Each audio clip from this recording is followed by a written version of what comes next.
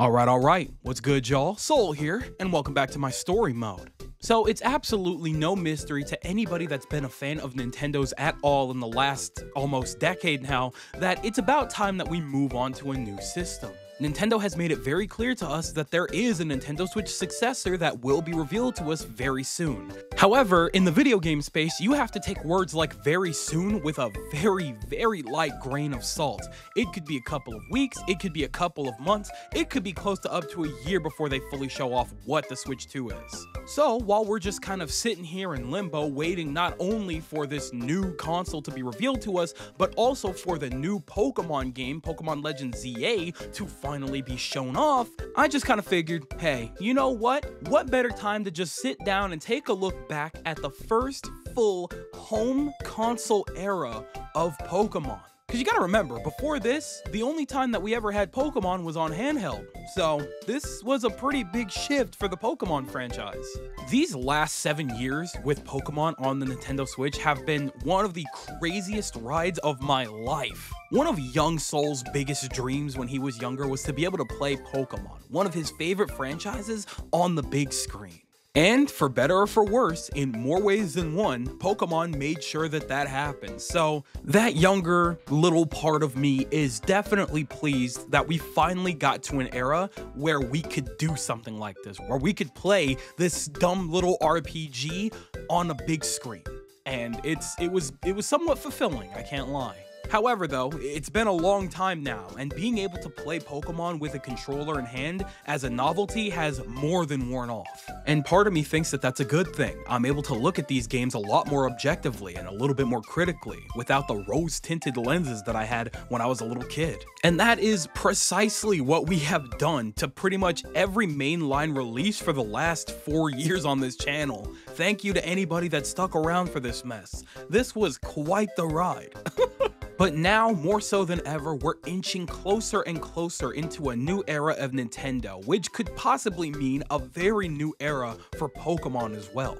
One of the reasons that I believe that we haven't seen hide nor hair of Pokemon Legends ZA yet is because they're working tirelessly to make sure that this game actually runs and functions properly on this new Nintendo Switch successor. This is easily one of the longest droughts that we've had for mainline Pokemon in a long time, and it's very weird to say that that's a good thing, but it is very much a good thing. Or at the very least, to me it is. I don't want any more situations like we had with a couple of releases when it comes to mainline Pokemon games. However, it's because of that line of thought that I decided, you know what? Why don't we go ahead and just take an overall glance at everything that was offered to us during these last couple of years with the Nintendo Switch before we move on to bigger and better. Knowing Nintendo and knowing their track record when it comes to gimmicks and upgrades and things like that when it comes to their consoles, this is going to offer us a very new way to play Pokemon, and it's going to be something hopefully really extraordinary, something that Legends ZA really hopefully utilizes to its fullest advantage. However though, like I said a moment ago, it's going to be a little while before we actually know or see any of that in tangible form. So why don't we go ahead and actually look back at these last 7 years at all of the Pokemon games that have been released and see if they took full advantage of what the Switch offered them. And you know what? For funsies, we're gonna go ahead and throw in the spin-off games too, cause why the hell not? Let's just look at all of Pokemon that's been on the Switch for these last 7 years. So we're gonna go back to back, game by game, based on release and see if it was a good addition to Pokemon on the Switch or a not so great addition to Pokemon on the Switch.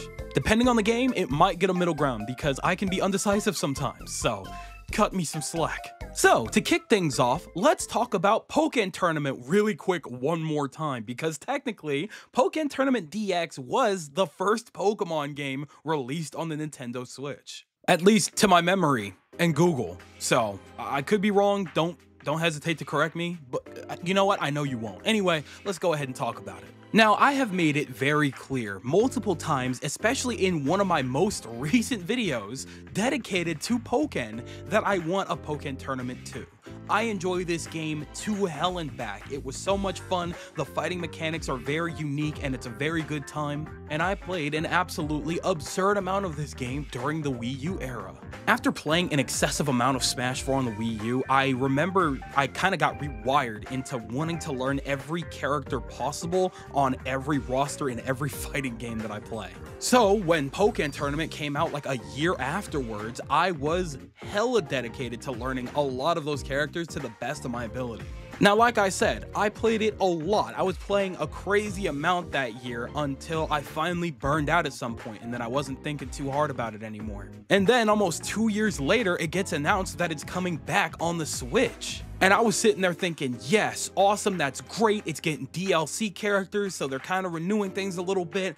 That is truly awesome, and I'm really glad that they didn't just leave this game to rot on the Wii U. Now, like I said, at the time that it was coming out, I was fresh out of high school, going right into college, and I had absolutely no money.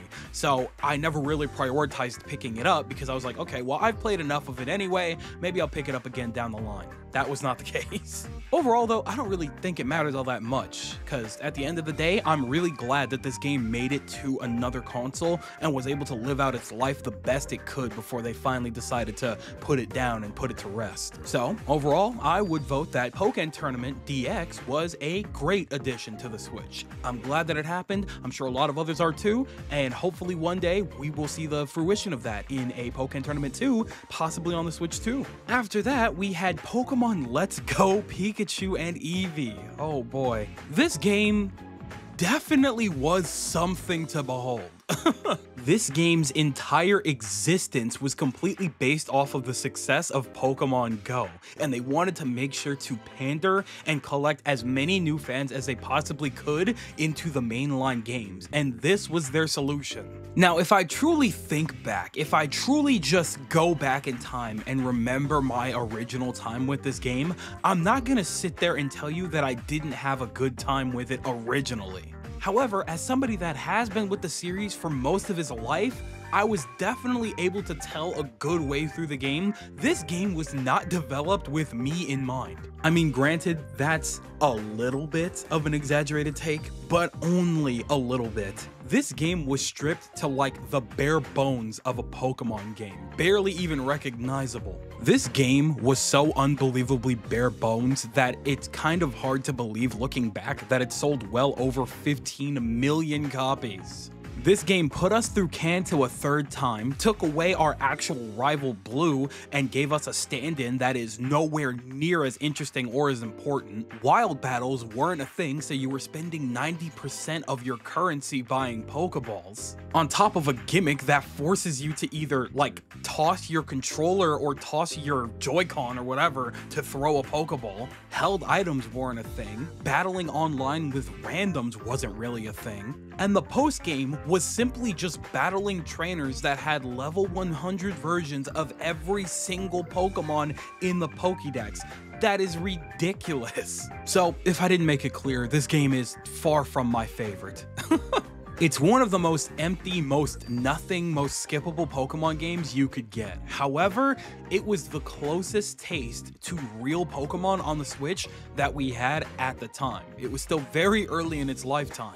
And despite my complaining, you know, it wasn't all bad. The game looked very pretty, debatably still one of the best looking Pokemon games we have ever had in the entire franchise. This game was debatably one of the easiest to go shiny hunting in, especially because it introduced the concept of Pokemon in the overworld, so that was a very nice change of pace. And unlike some remakes, for whatever reason, we actually had Mega Evolution, so it's not like it was just the bare bones gameplay. Not that the challenge was necessarily there to justify having Mega Evolution, but I appreciate that they implemented it at all. They didn't need to do that, but they did. I will say it's still definitely not the definitive way to play first gen in any way, shape, or form, not by a landslide. That would go to Fire Red and Leaf Green. However, it's the most legal and accessible way to do so, and for what it is, it's not the worst thing in the world. Especially because, at least with that game, you can actually transfer the Pokemon you catch, shiny or otherwise, into Pokemon Home. So, honestly, I think it was a good addition. It's up for debate whether or not it was the strongest contender on Switch, but it definitely gave us hope for the future of Pokemon. Now, were we wrong to have hope? I don't know. Let's take a look at Pokemon Sword and Shield, which came out afterwards. Oh man, what's crazy is that this game isn't even the most controversial on this list, but it's what started everything.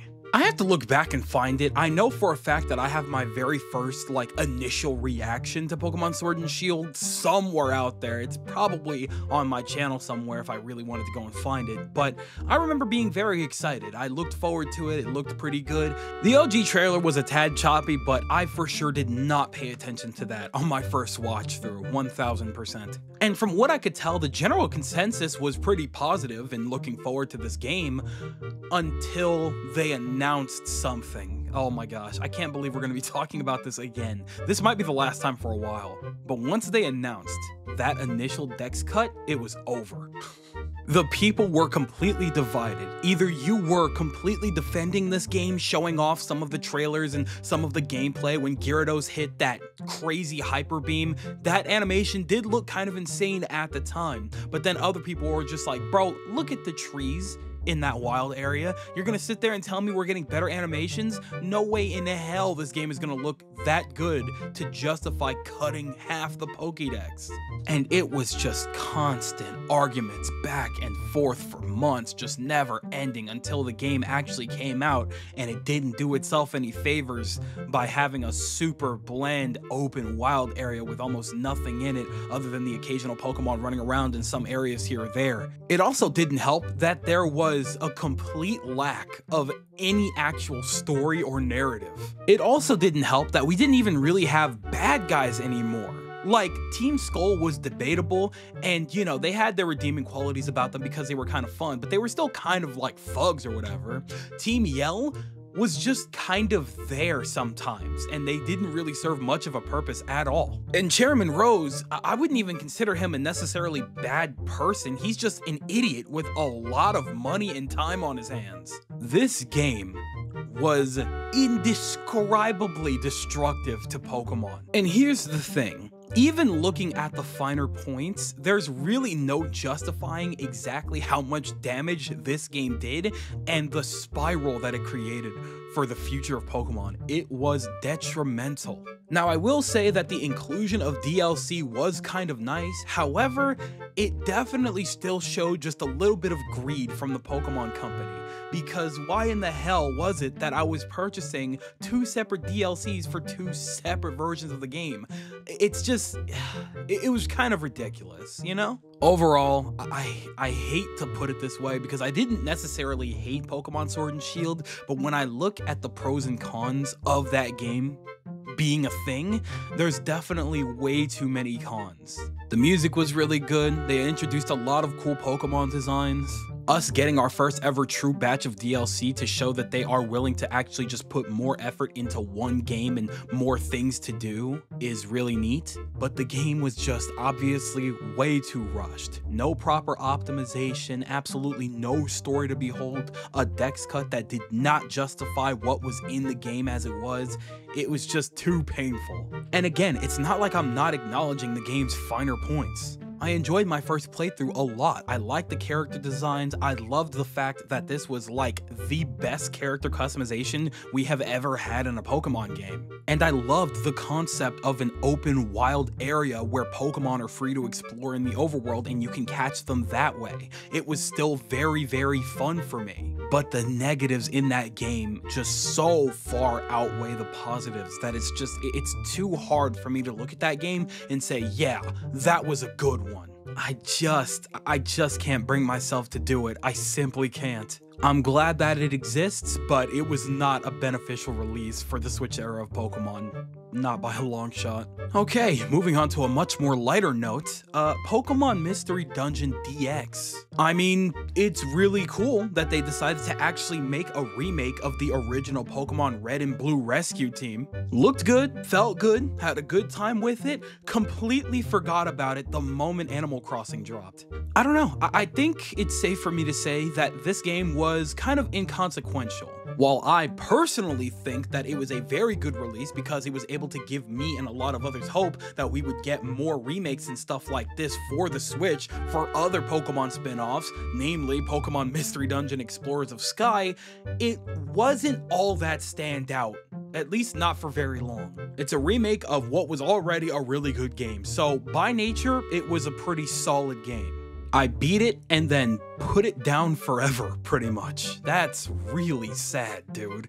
But hey, you know what? I did my due diligence, damn it. I actually bought the game. It's also the first of the Mystery Dungeon series to actually make more than its best-selling, which was Explorers of Sky, but not by much. And when you compare it to its mainline titles, it's not a lot at all. I was really hoping that by now we would have seen a little more Mystery Dungeon, but I'm not really holding my breath on it. You know what? I take back my inconsequential statement. I think this is going to go on the positive releases. They gave the people something that they wanted, and it was a good product. There's really nothing more to it than that. Now, I reversed my verdict on the inconsequential status of that game because next we have new Pokemon Snap. I'ma keep it 150 with you, Chief. I never played Pokemon Snap, and I definitely didn't play new Pokemon Snap. The concept in of itself just never really appealed to me. Not as a kid, and definitely not as a grown-ass man. That's not me saying that it can't be enjoyed by anyone or anyone. It's just me saying I've never been attached to this game or this concept. I just never saw the point or the purpose for me personally.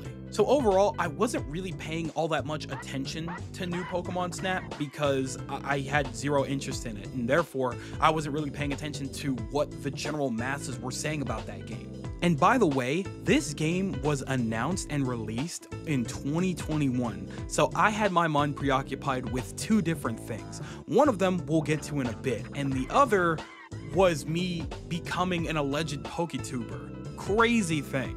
During my channel's like sudden growth spurt all of a sudden, I made one video on Pokemon Snap. Nobody saw that video. And I was like, okay, cool. So I don't need to pay attention to this game at all. Walked right past it and never looked back. Here's the thing though.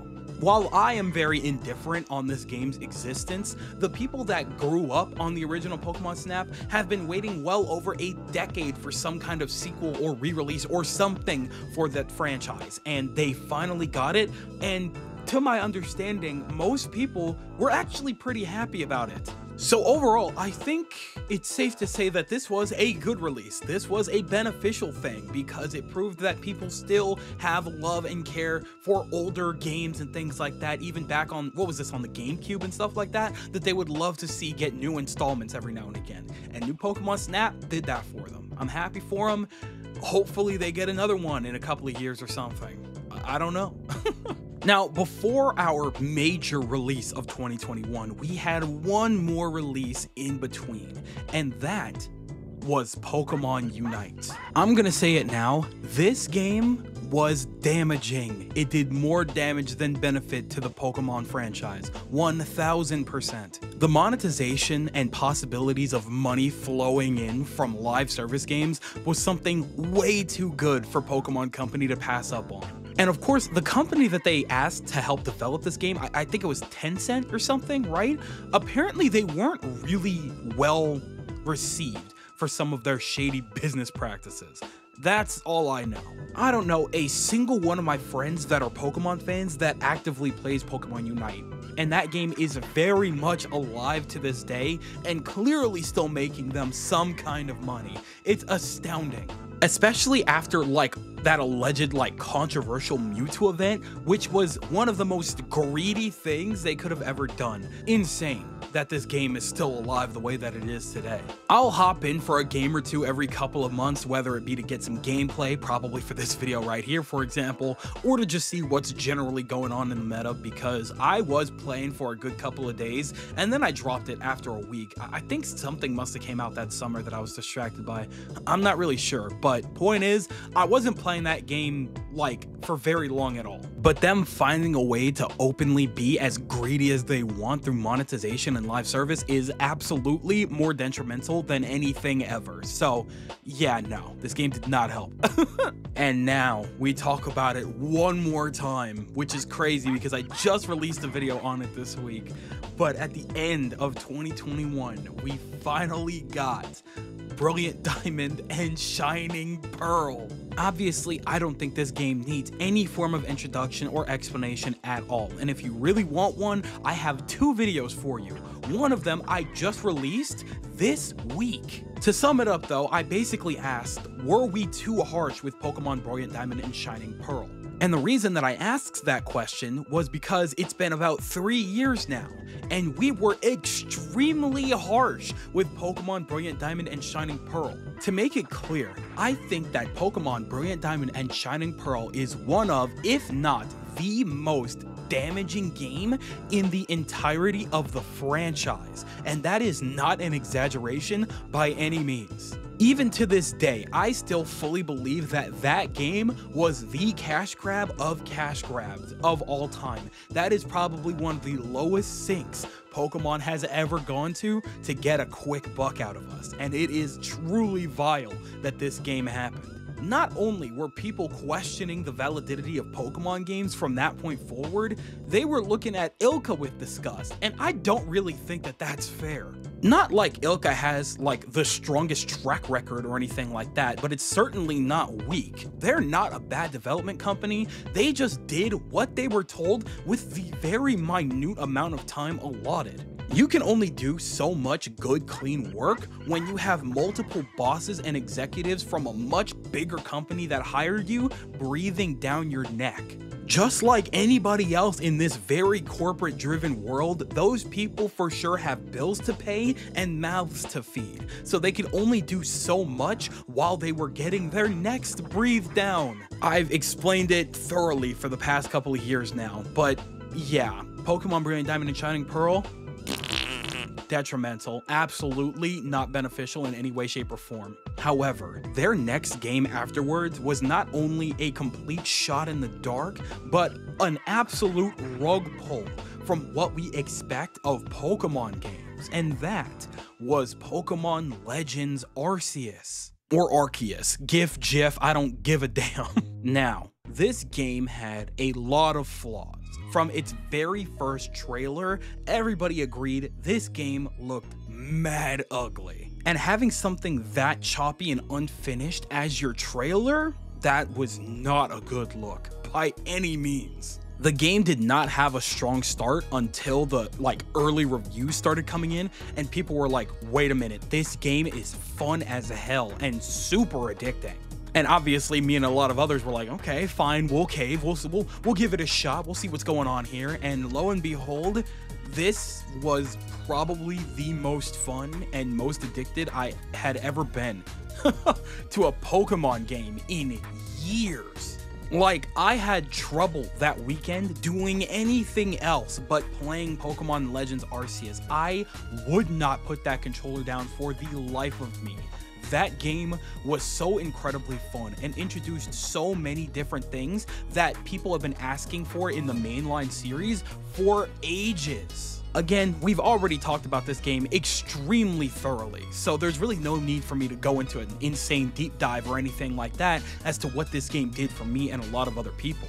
I'm gonna go ahead and just give it a very obvious thumbs up because it was extremely beneficial to the Pokemon franchise. Even after making my long review on this game, I weighed the pros and cons for years about what this game brought to the table, and the pros just so heavily outweigh the cons, it's not even really a contest. So yeah, Pokemon Legends, great addition. That's exactly why we're getting another Legends game next year. Don't even really need to say much else about that, now do I? And then after that comes the second most controversial game on this list, and that is Pokemon Scarlet and Violet. Oh god. I think I have spent more time talking about Pokemon Scarlet and Violet before, during, and after its release more than any other video game on the entire freaking planet, man. This game from conception was just problems on problems on problems, and we finally got it.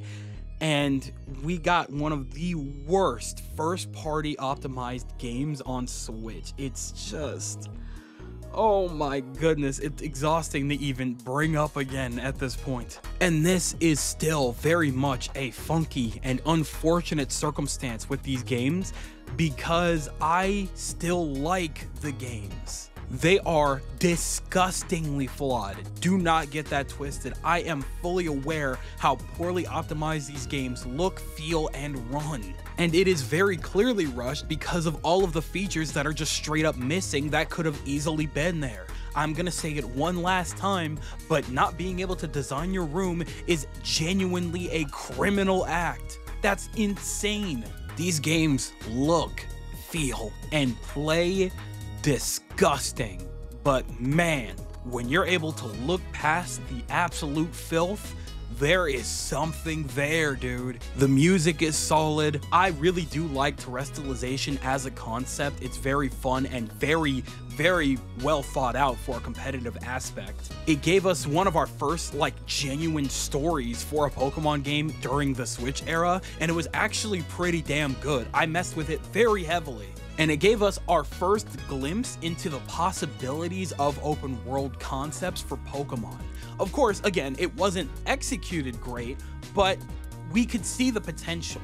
Throughout all of the gameplay that I've had recorded for this game and just sitting on my hard drive for the last 2.5 years, you could see that I was still going around just having fun, doing my things, doing raids, catching random Pokemon for the decks, and just having a good time, just delving heavily into the exploration aspect. They did okay. Not great, probably not even good, but they did okay because for me to be that invested enough to go around just spending time in the overworld, just fighting random trainers if I remember them, and catching Pokemon and just doing raids, yeah, if I can have a good time with it, maybe it's not all so bad. However though, if I'm looking at it from a completely objective perspective, this game is absolutely much more detrimental to the franchise than positive. It did so much damage to the trust between the players and the games and the developers. It hurt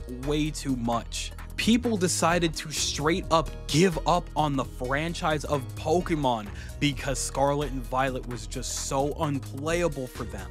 And you can't really blame them for that because from a design aspect, yeah, this game is running on toothpicks.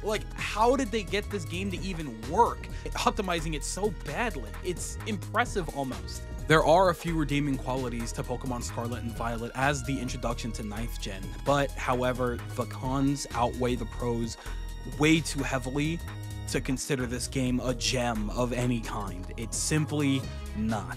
However, I'm not gonna sit here and call it a cash grab because there was some genuine effort put in there. They simply just did not have the time to execute everything properly the way that they wanted to. It's because of Pokemon Scarlet and Violet that people were actually genuinely excited that we got absolutely nothing in terms of Pokemon for the entire year of 2024. That is not a normal thing. In the video game space, if there's one thing people always want more of, it's more of their favorite games. So wanting your favorite game series to slow down so that you don't see anything from it for 2 to 3 years so that they could take time to develop, that's not normal. That is not a normal thing for people to want. But Scarlet and Violet is 90% of the reason for that, because I feel like me, a lot of others saw so much potential in Scarlet and Violet that was just never truly realized because they didn't have the time to realize it. And so now we're moving into this next year, just biting our nails, hoping and praying that Pokemon Legends EA does not end up like this. And for a game to have that much of a negative effect on the franchise, yeah, this game was an absolute detriment. There's no ifs, ands, or buts about it. And then the last game on our list here is for sure the most forgettable, because I had to look up if there was anything else that I was missing, and I was right. It was Detective Pikachu Returns, or Return of Detective Pikachu. This one is a very easy detriment to a majority of the series for a couple of reasons. One of them being, I didn't hear a single good thing about this game. From the people that did play it, not a single one had a single good thing to say about this game. And generally speaking, it wasn't really advertised very well and not a lot of people picked it up. I didn't pick it up personally because I would have thought that I would have at least gotten a chance to play the original Detective Pikachu because I figured they would have ported that to Switch by now, but they never did. So I didn't want to go into the second game blind, so I just never picked it up at all. However, generally speaking, it's just not really a good look in terms of sales because Pokemon Company is going to look at that as an excuse to not make more spin-off games. So I hate to put it that way, but yeah, unfortunately, that entire game's existence is a straight up lose-lose situation. Not a lot of people benefited from that game's existence because the game itself was bad, it didn't sell well, so now we're probably not going to get more spin-offs in the traditional sense other than live service games, which we have way too many of now. I'm tired of them, but this only helped fuel that, so it's not really a good look. And now, here we are. At the time of this recording, it's September of 2024 with no news, no updates, not a single twinge from Pokemon Company or Game Freak about what's coming whenever. We know about Legends EA, we don't have any release date or anything of the sort, so we're just kind of sitting here twiddling our thumbs, hoping that that's good, and hoping that we could maybe see some other Pokemon games in the near future as well. And no, I'm not counting the TCG Pocket game because A, we don't even have that yet, and B, that's a mobile game. That's just a money grab. That is, oh boy, I'm not even gonna get into all that. Maybe I'll save it for another video or something, I don't know. But I guess that's just about everything that I have to say about all of the games that we got, or at least all of the major releases of the Switch era of Pokemon. Overall, I still very much love this franchise, and even though it's been a very, very rocky road for the last decade or so now, I'm still here. For better or for worse, I'm still gonna play whatever they put out. Hopefully it gets better and better with time. Hopefully they continuously learn lessons and improve and learn to grow and be willing to grow in terms of how they treat their games, how they treat their players, and just how they treat this franchise. Because this franchise has so much potential. And going forward, I really hope to see them capitalize on that and utilize that to make something truly extraordinary. And I really do hope that Legends EA is the first stepping stone for that. And, you know, not that I'm worried about it, but first things first, Nintendo, y'all gotta have some games on that Switch too, man. Don't play around like you did with the Wii U. Y'all have it on lock this time. Keep doing exactly what you were doing with the Switch 1, and you'll be okay. I promise you. Or at least I think so, but you know what? Hey, maybe that's just me. That just about does it for this one. Good God, this is going to be a beast to edit. I'm cringing looking at that timer right now, but you know what? That's what I get for being a yapper. That's also what I get for not being more active. When I have a good couple of ideas of videos that I can put out to you guys while I'm still working on other projects on this channel as well as my second channel. And if that's something that you're interested in, please go check that out, man. We are talking about a lot of different games over there. I want to start doing some gameplays and some streams and things like that for other games, especially in the next coming month. Sparking Zero, Metaphor, I want to be playing all that, man. I want to go crazy with it, but you know, if nobody's there to watch, then what's the point? So if you guys want to go check that out, please, Soul Side Quests is the spot to be. I upload on there pretty much almost every other day if I can. I do what I can. I try to keep something of a schedule. It's pretty loose though. So if you're interested in all things gaming and stuff like that, maybe some anime, please go check that out over there. But for now, I gotta get the hell out of here so I can get this edit underway. But before I go, I need to hear what you guys are thinking in the comment section below. Do you think that I'm absolutely in the right? Do you think that all of my opinions here on all of the games that we got during the Switch era, you're pretty much one-to-one with me on in terms of, you know, how good or detrimental they were to the Switch era of Pokemon? Or am I absolutely insane? None of my opinions here are correct, and all of these games were either good or completely just detrimental and bad and did nothing to benefit the Switch era of Pokemon. Tell me everything that you guys are thinking in the comment section below, because you know for a fact that I am always gonna be down there with you guys. But with that, it does appear to be Skedaddle O'Clock, so I'm going to go ahead and do just that. I'd like to thank you guys ever so much for watching. I truly do hope you enjoyed. Do me the greatest favor of dropping a like and a comment, and consider subscribing for more content just like this here. And with that, I'm Gonzo. Thanks again, hope you enjoyed, and I'll be seeing you guys in the next video. Do me the greatest favor, taking good ass care, and I'll see you all next time.